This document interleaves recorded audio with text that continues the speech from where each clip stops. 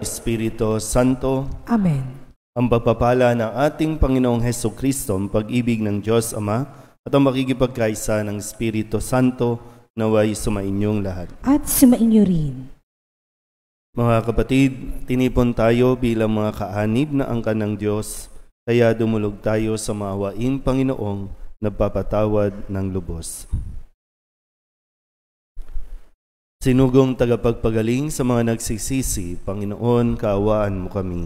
Panginoon, kaawaan mo kami. Dumating na tagapag-anyayang mga makasalanay magsisi, Kristo, kaawaan mo kami. Kristo, kaawaan mo kami. Nakaluklok ka sa kanan ng Diyos Ama para ipamagitan kami.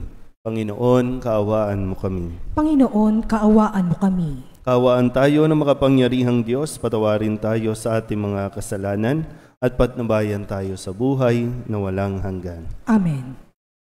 Manalangin tayo. Ama naming makapangyarihan, kalugdan mo ang aming mga kahilingan at tulungan mo ang mga nasa kagipitan upang magkaroon ng lakas ng loob na di na masadlak sa mga lumipas kapag nasa piling ng iyong darating na anak sa pamamagitan niya kasama ng Espiritu Santo magpasawalang hanggan. Amen. Magsiupo po lahat.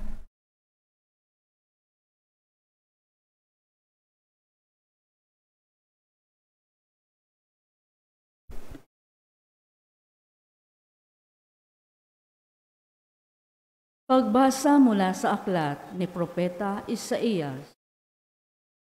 Sa araw na iyon, sa lahi ni Jesse, ay lilitaw ang isang hari, tulad ng supling mula sa isang tuod. Mananahan sa kanya ang espiritu ng poon. Bibigyan siya ng katalinuhan at pagkaunawa, ng kaalaman at kapangyarihan, ng karunungan at takot sa Panginoon. Kagalakan niya ang tumalima sa poon. Hindi siya hahatol ayon sa nakikita o batay sa narinig sa iba. Bibigyan niya ng katarungan ang mga dukha. Ipagtatanggol ang karapatan ng mga kawawa. Ang salita niya ay parang tungkod na ipapalo sa malulupit.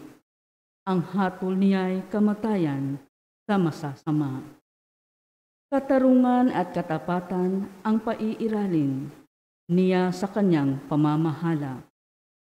Maninirahan ang asong gubat sa piling ng kordero. Matutulog ang leopardo sa tabi ng batang kambing. Magsasama ang guya at ang batang leon, at ang mag-aalaga sa kanila'y batang paslit. Ang baka at ang usoy magkasamang manginginain. Ang mga anak nila'y magkakatabing matutulog. Kakain ng damo ang leon na animoy toro. Maglalaro ang batang pasususuhin sa tabi ng lungga ng ahas. Hindi maaano ang bata kahit laruin ang ulupong. Walang mananakit o mamiminsala sa nasasaklaw ng banal na bundok, sapagkat kung paanong puno ng tubig ang karagatan, laganap sa buong lupain ang pagkakilala sa Panginoon. Sa araw na iyon, isisilang ang hari mula sa lahi ni Jesse, ang magiging palatandaan para sa mga bansa. Ang mga bayay tutungo sa banal na lungsod upang parangalan siya, at magiging maningning ang kanyang luklukan. Ang salita ng Diyos. Salamat sa Diyos. Salmong tugunan ang ating pong itutugon. Mabubuhay siyang marangal at sasagana kailanman. Ulitin po natin. Mabubuhay siyang marangal at sasagana kailanman. Turuan mo, yaong hari, humatol ng katwiran. Tataglay mong katarungan, O Diyos, sa ibahaginan. Upang siya ay maging tapat, mamahala sa iyong bayan, at pati sa may hirap, maging tapat siyang tunay. Tugon po. Mabubuhay siyang marangal at sasagana kailanman. Yaong buhay na matuwid sa kanyang kapanahunan, madama ng bansa niya at umunlad habang buhay. Yaong kanyang kaharian ay palawak ng palawak, mula sa ilog Euphrates, sa daigdig ay kakalat. Tugon, Mabubuhay siyang marangal at sasagana kailanman. kanya namang ililigtas ang sinumang tumatawag, lalo yaong nalimot ng mga taong mahihirap. Sa ganitong mga tao'y siya'y lubhang nahahabag. Sa kanila tumutulong upang sila ay maligtas. Tugon, Mabubuhay siyang marangal at sasagana kailanman. nawa yaong kanyang ngalan ay wag nang malimutan, manatiling laging bantog na katulad nitong araw. Nawa siya ay purihin ng lahat ng mga bansa, at sa Diyos silang lahat dumalangin. Hari nawa pagpalain kaming lahat, tulad niyang pinagpala. Tugon, Mabubuhay siyang marangal at sasagana kailanman. Magsitayo po ang lahat.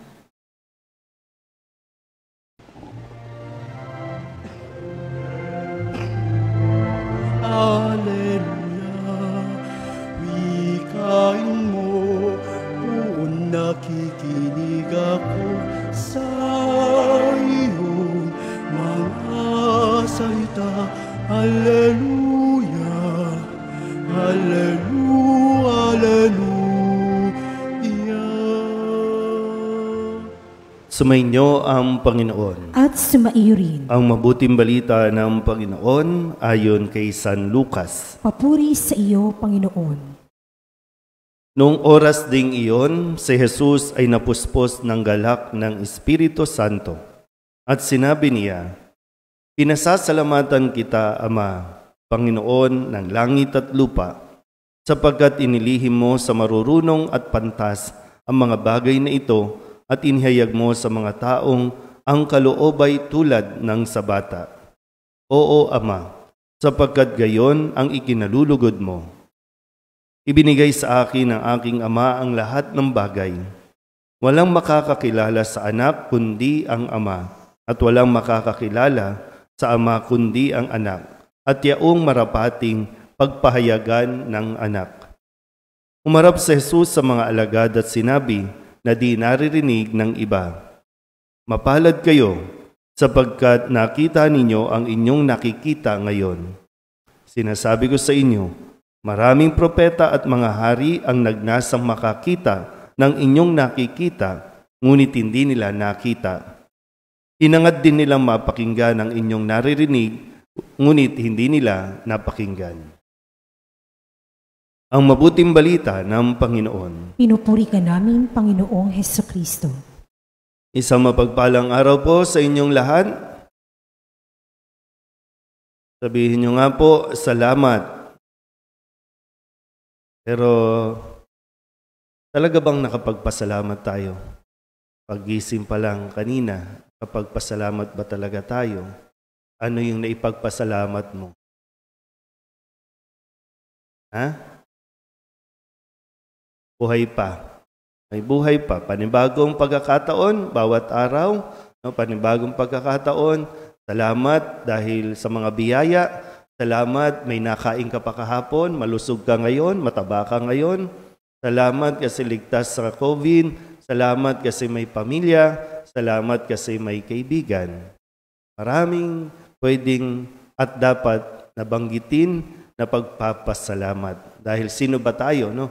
Sino ba tayo para pagkalooban ng Diyos ng napakaraming biyaya? Kasi sa umagang ito yung bungad na sa atin, na si Jesus mismo ay pinasasalamatan niya ang kanyang Ama sa mga bagay na inilihim sa iba, pero ipinagkaloob naman din sa iba. Nagpapasalamat. Anak na ng Diyos. Si Jesus mismo, anak na ng Diyos, pero nagpapakita ng halimbawa ng pagpapakumbaba ng isang anak sa kanyang ama na nagpapasalamat. Sabihin niyo nga ulit, salamat. At sana po bahagi ng ating pagpapasalamat ay yung nakikilala natin si Jesus. Yun na lang parang Dito po, no, kasi sabi dito, nagpasalamat si Jesus sa kanyang ama, tapos hinarap niya ang kanyang mga alagad at sinabing parang maswerte kayo kasi nakikita ninyo yung hindi nakikita ng iba.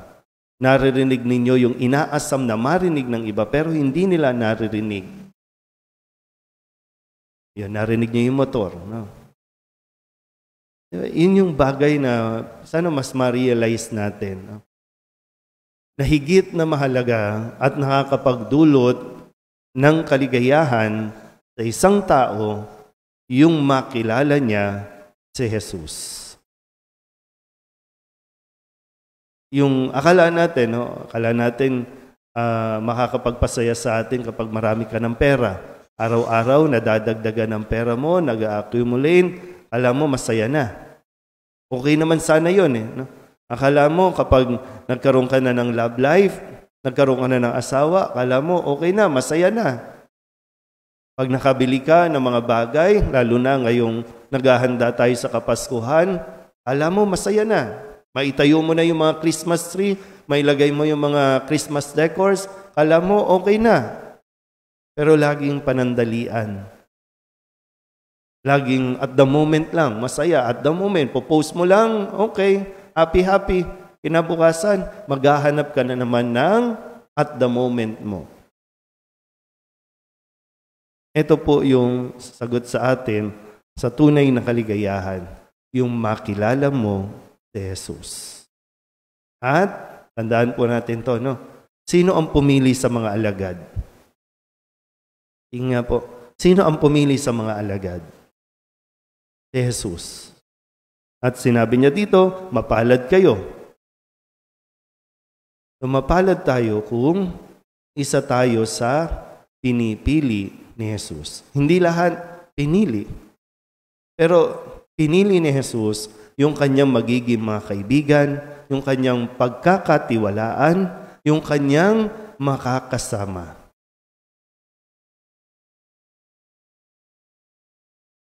Diba? Parang hindi lang basta privilege, no, yung pakiramdam na, wow, pinili ako ni Jesus. At nagpapakilala si Jesus, binubuksan niya ang kanyang sarili sa kanila. Di ba gano'n naman sa di ba, sa magkakaibigan? Sana may mga kaibigan ba kayo? Wala. Meron, no? Meron. Di ba parang masarap sa pakiramdam yung pinagkatiwalaan ka. Masarap sa pakiramdam yung binubuksan sa iyo yung kanyang pagkatao, nagpapakilala siya. Ibig sabihin, nagtitiwala siya sa iyo. Yung itinuturing natin na kayamanan ang mayroong kaibigan na mapagkakatiwalaan. So, pinili tayo ni Jesus. Yun na lang, sapat na yun, na maging masaya tayo. Kasi sabi ko nga po, kahit na anong bagay na mayroon tayo, makamtan mo man yan, kung wala si Jesus sa buhay natin, walang kaligayahan. Kaya muli, kung paanong nagpapasalamat si Jesus sa pagbibigay sa mga alagad, sa kanyang ama, ganun din nawa tayong matutong magpasalamat dahil tayo po araw-araw ay pinipili din ni Jesus. Piliin din nawa natin siyang maging at makilala sa araw-araw. Amen?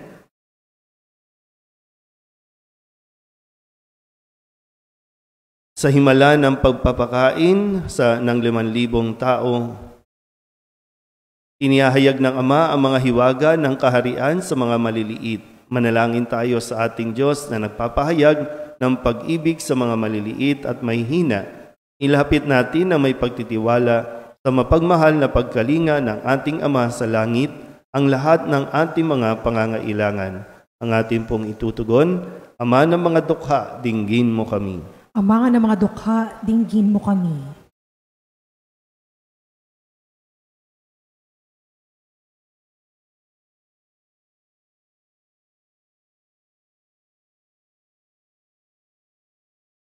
Ang mga naglilingkod sa simbahan bilang mga obispo, pari at laikong tagapaglingkod naway magpahayag ng kagandahang loob at pag-ibig ng Diyos, lalo na sa mga dukha.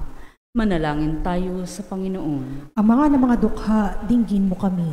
Ang mga pinuno ng pamahalaan, naway higit na pagtuunan ng pansin ang mga pangangailangan ng mga pinakaabang mamamayan. Manalangin tayo sa Panginoon. Ama ng mga dukha, dinggin mo kami. Ang mga bata, naway makilala ang Diyos sa pamamagitan ng ating mga pagtuturo at halimbawa. Manalangin tayo sa Panginoon. Ama ng mga dukha, dinggin mo kami. Ang mga may sakit, naway makatagpo ng ginhawa at kagalingan sa pag-aaruga at pag-aalala ng mga nangangalaga sa kanila. Manalangin tayo sa Panginoon. Ama ng mga dukha, dinggin mo kami.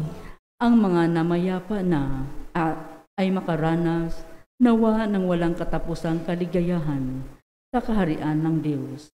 Manalangin tayo sa Panginoon. Ama ng mga dukha, dinggin mo kami. Idulog din natin sa Panginoon ang ating mga personal na kahilingan at mga panalangin para sa ating mga pamilya. Ganon din ang mga misang pasasalamat, natatanging kahilingan at ang mga kahilingan ng mga nanonood sa online, ang lahat ng mga kaluluwa sa purgatorio. Ang lahat ng ito'y iniiling namin sa ngalan ni Kristo, aming Panginoon. Amen. Magsipo po lahat.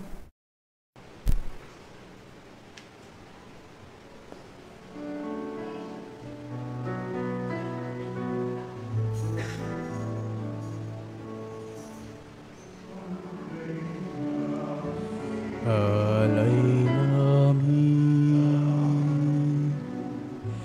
aming buhay, bawat dala at lumbay, bawat pangan.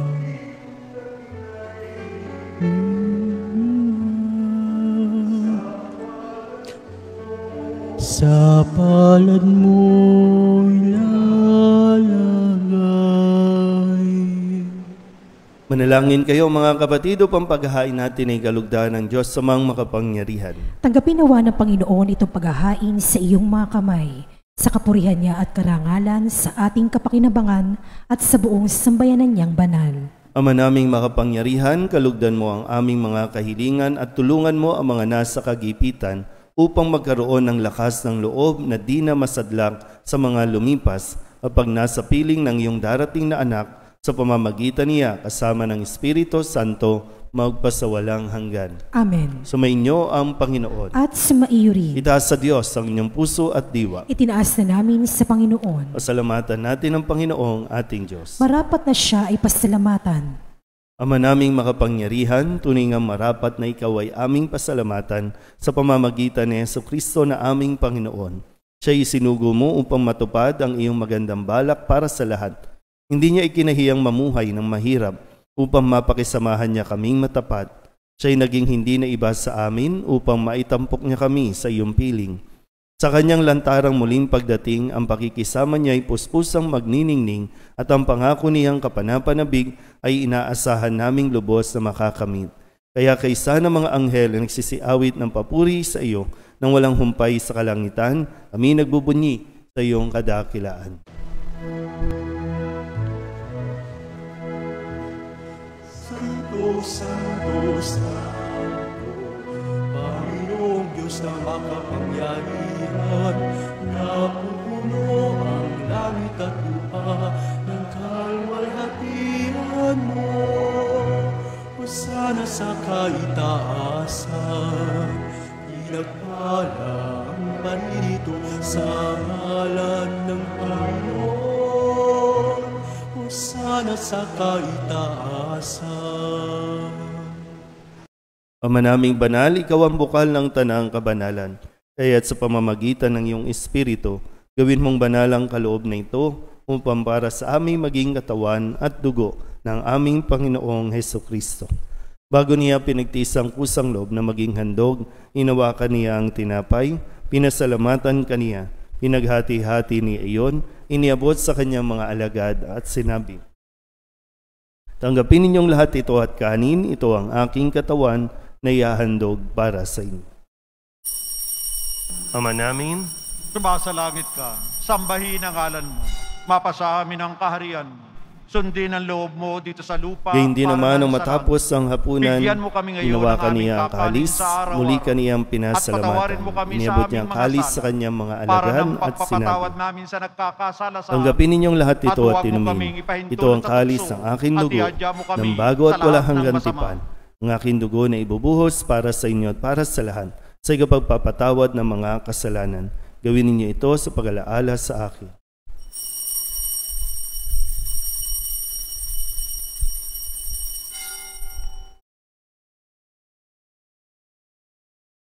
Ipagbunyi natin ang misteryo ng pananampalataya. Si Kristo'y namatay, si Kristo'y nabuhay, si Kristo'y babalik sa wakas ng panahon.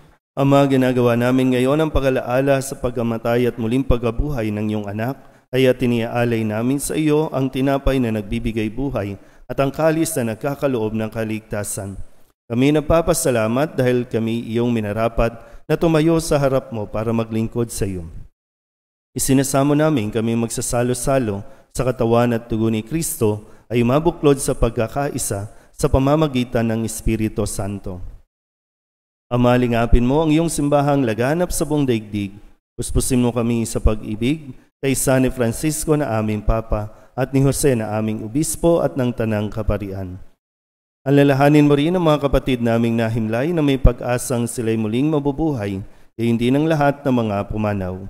Kawaan mo sila at patuloyin sa iyong kaliwanagan. Kawaan mo at paghindapating kaming lahat na makasalo sa iyong buhay na walang wakas. Kaysa ng mahal na Birhen Maria na ina ng Diyos, ng kabiyak ng puso niyang si San Jose.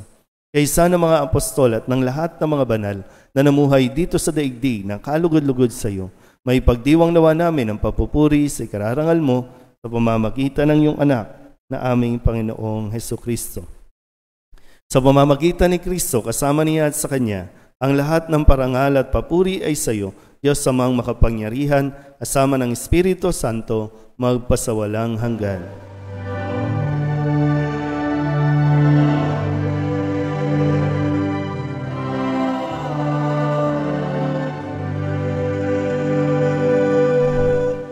Buong kababaang loob tayong tumawag sa ating Panginoon ng Ama namin. Ama namin, Sumasalangit ka, sambahin ang ngalan mo, mapasa amin ang kaharian mo, sundin ang loob mo dito sa lupa para nan sa langit. Bigyan mo kami ngayon ng aming kakanin sa araw-araw, at patawarin mo kami sa aming mga sala, para ng pagpapatawad namin sa nagkakasala sa amin, at huwag mo kaming ipahintulot sa tukso, at ihadya mo kami sa lahat ng masama. inihiling namin kami iadya sa lahat ng masama, pagkalooban ng kapayapaan araw-araw, iligtas sa kasalanan at ilayo sa lahat ng kapahamakan. Samantalang aming pinananabikan ang dakilang araw ng pagpapahayag ng tagapagligtas naming si Hesukristo. Sapagkat iyo ang kaharian at ang kapangyarihan at ang kapurihan magpakailanman. Amen. Panginoong Hesukristo, sinabi mo sa iyong mga apostol, "Kapayapaan ang iniiwan ko sa inyo, ang aking kapayapaan ang binibigay ko sa inyo. Tunghayan mo ang aming pananampalataya at huwag ang aming mga pagkakasala. Pagkalooban mo kami ng kapayapaan at pagkakaisa ayon sa iyong kalooban, kasama ng Espiritu Santo, magpasawalang hanggan." Amen. Ang kapayapaan ng Panginoon ay laging sumainyo. At sumaiyo rin. Magbigayan po tayo ng kapayapaan sa isa't isa.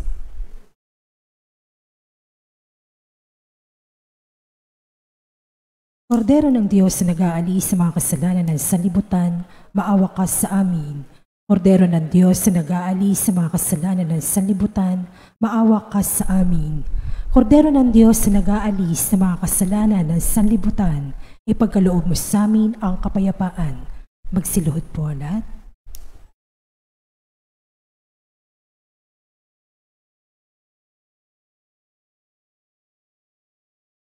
Ito ang kordero ng Diyos. Ito ang nag-aalis ng kasalanan ng sanlibutan.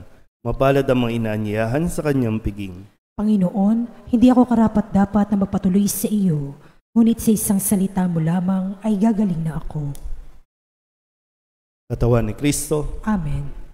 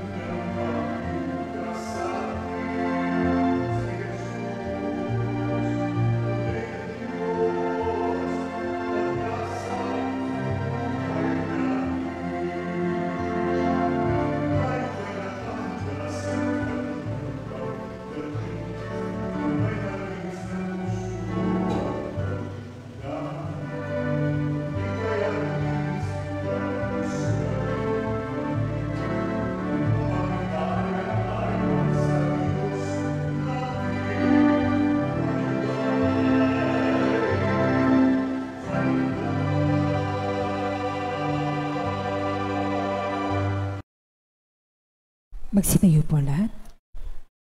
Manalangin tayo.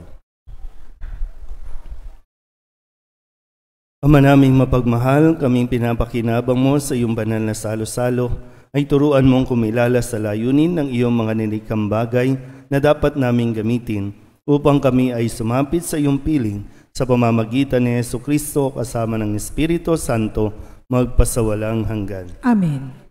Mga kapatid, ating pagkukulan ng panalangin ang mga yumao nating mga mahal sa buhay at ang lahat ng mga kaluluwa sa purgatorio. Mga anghel, mga banal, tanang nasa kalangitan, halikayo at samahan. Ang mga giliw namin pumanaw sa piling ng poong mahal. Si Kristo ang mag-aakay sa kanlungan ni Abraham upang doon ay humimlay. Ang mga giliw naming pumanaw sa piling ng poong mahal. Sa ilaw na walang hanggan, kapayapaan naway pagkamitin ng may kapal. Ang mga giliw naming pumanaw sa piling ng poong mahal. Ama naming mapagmahal, iniahabilin namin sa iyo ang aming mga kapatid na pumanaw sa buhay na ito. Huwag mo silang pabayaan at pamalagiin mo silang buhay sa iyong piling. Alang-alang sa iyong awa at pag-ibig, patawarin mo sana ang kanilang mga pagkukulang at nagawang pagkakasala, dala ng kanilang kahinaan. Manatili nawa silang maligaya sa iyong piling kasama ng iyong anak ng Espiritu Santo magpasawalang hanggan. Amen.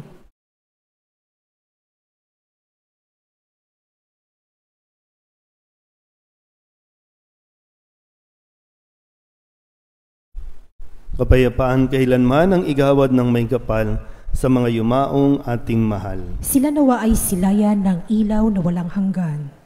Sumainyo ang Panginoon at sumaiyo rin. At pagpalain kayo ng makapangyarihang Diyos, Ama at Anak, Espiritu Santo. Amen. Tapos ng banal na misa, humayo tayo sa kapayapaan ni Kristo. Salamat sa Diyos. Magandang umaga po.